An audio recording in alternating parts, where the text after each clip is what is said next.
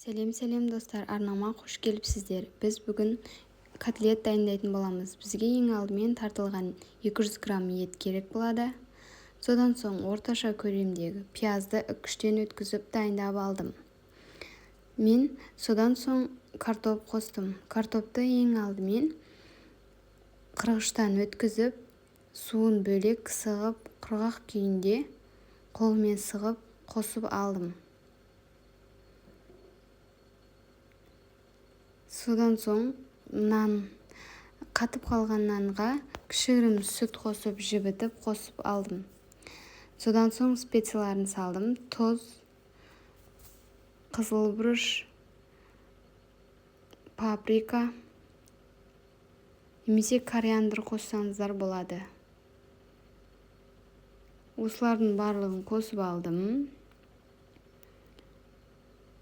Содан соңында қара бұрыш қостым. Описание бөліміне жазып кетемін, қанша граммда қосу керектеріңізді. Жақсылап осылай ұрғылап алсаңыздар болады.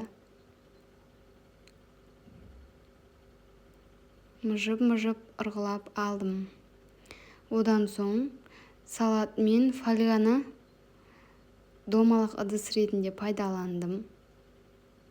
Осылай көріп тұрғандарыңыздай. Әрбір котлет 32-40 грамм шамасында. Майды өлшемей сала бердім, көз шамасында. Каналыма тіркеліп, қоңыраушаны басып кетіңіздер. Ас болсын. Сау болыңыздар.